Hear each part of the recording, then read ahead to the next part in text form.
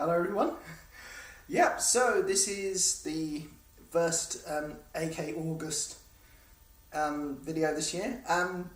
So basically the idea is that we're focusing all the various like artworks and videos and things on AK Girl, just as a fun thing, just like I said, because we do like Wonder Vixen Wednesday on Instagram and various other things. So we thought we'd do this just for a laugh, really. There's no particular plan. I think last year we did a contest on this. This is just purely for fun. But if you want to do artwork, if you want to do videos, if you want to do stories, please post them wherever you want. Post them on DeviantArt, Instagram, or you can email us. I will post something in the description as well. So anyway, yes. So I wanted to talk a bit about AK Girl, the character, where she came from, a bit about kind of where we're going with this, and because I think, as you might know, we're currently in the process of doing the Reynard City Chronicles, which is our, in effect, a reboot of the comic. And so I will look a bit about some of the differences that we're going to do with this as well, because we've already talked about this with our Patreon people.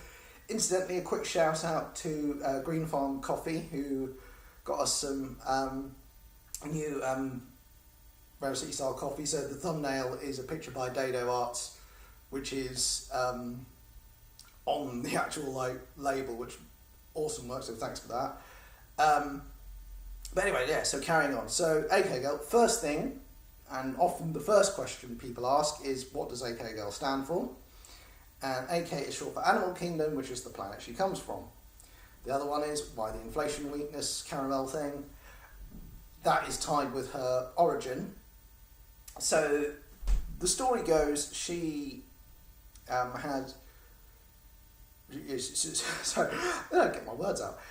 She grew up with her parents, and then her parents died around about the age of 4, and because she was psychic, she saw it happen and she was very disturbed by it. And she was taken to an orphanage and eventually taken to this place called Mike's Dojo, where she learned to train her powers. And there was an incident whereby she got annoyed with another student, used her powers when she shouldn't, lost control, and the idea is that Sensei Mike had to do something to kind of keep her under control. So this whole caramel weakness was brought in.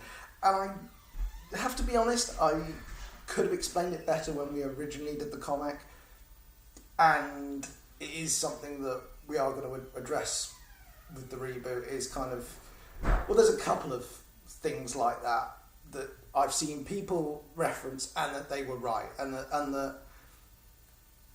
think the thing is, it's important for characters to be flawed, but there's a difference between being flawed and outright jerks, and I think we've kind of taken steps to do that, and I think you will see that as the sort of series progresses with the new comic. As I say, this is not to say that I'm ashamed of the old comic, not at all, and I still think there are some awesome issues in there and some great work, and a lot of the time, looking back, because I did some commentaries for the Patreon, a lot of the time the mistakes that were in there were due to my bad decisions and weren't actually the faults of the artists themselves. So that's the thing that always gets me. I don't like it when people have a dig at the artists because it's not their fault. That was my decision, I asked them to do it, so yeah, moving swiftly on.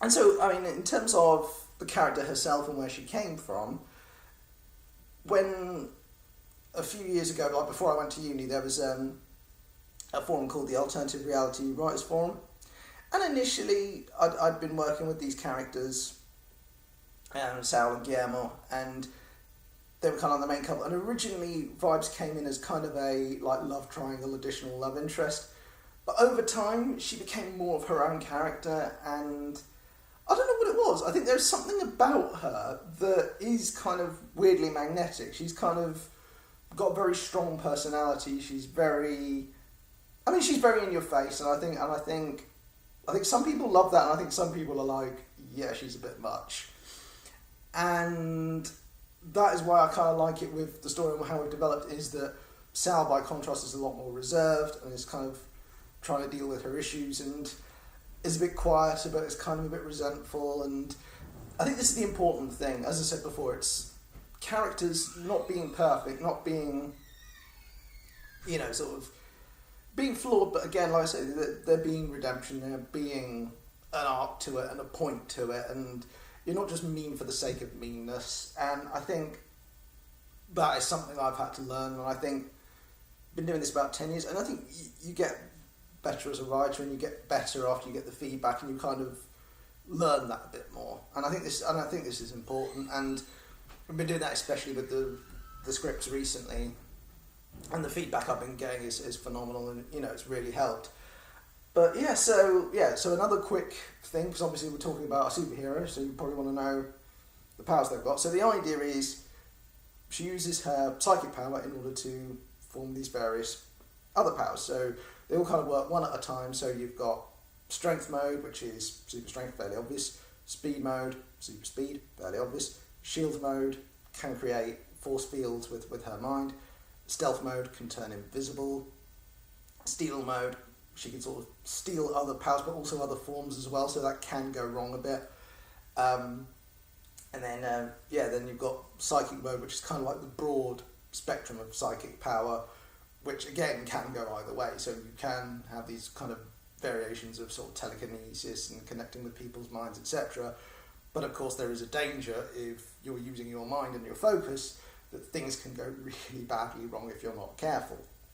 And yes, and again, we have the weaknesses. She inflates on contact with caramel, and it is a bit of a weird one, but I like it's something a bit different.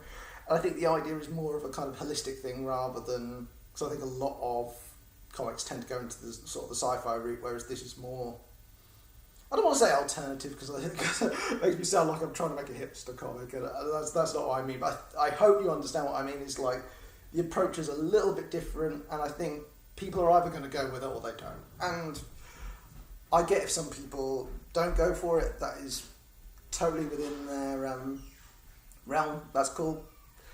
Like I say, just as ever with these things, you can only sort of put out what you can and get it out there. So, like as I say, with Chronicles, the latest update is we're down to the last 7 pages, and Nicholas and Sid have done an awesome job with the artwork so far.